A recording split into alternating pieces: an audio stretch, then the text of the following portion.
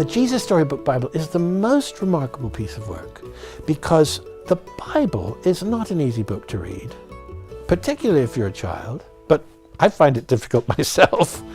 And this is a Bible that a child can read and understand, and it links all the stories together, the key stories together. So the subtitle is "Every Story Whispers His Name." It's a remarkable piece of work, and they make sense.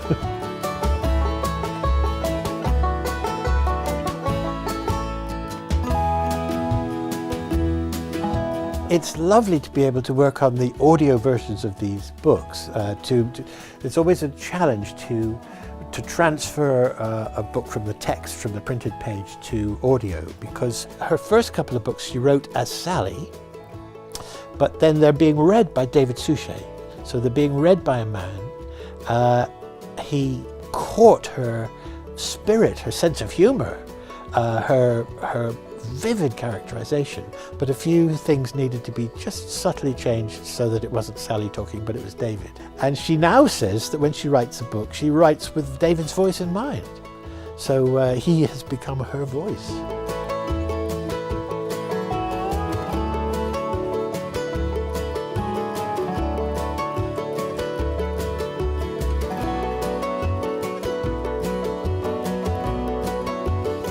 With an actor like David, it is just such bliss to be the other side of the glass, directing, listening, because if you notice that something doesn't sound quite right, you only have to give a tiny little touch, a hint, and they instantly take it and run with it, and then make it better than you could have even thought. His first instincts are always fantastic.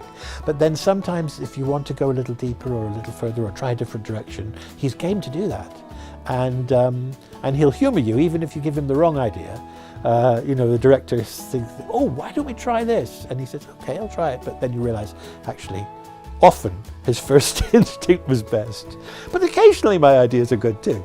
He is not only a wonderful, wonderful actor with a voice that is so expressive, but he believes, he's a believer.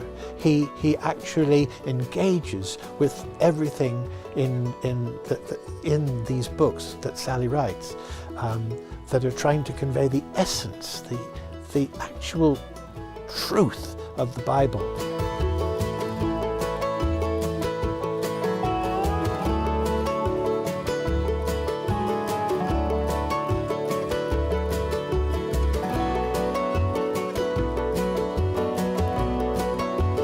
We work very well together.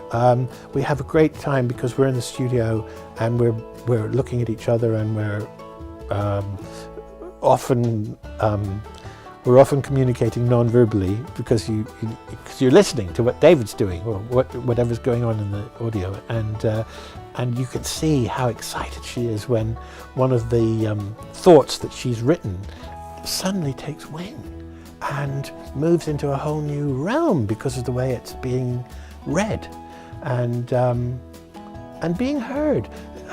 So much of the Bible was originally oral. It was learnt, it was spoken, and sometimes when you hear the Bible read out in church, it comes to life in a way that you can't quite get maybe when you're reading it at home. And so the Word is life, and that's a very exciting time.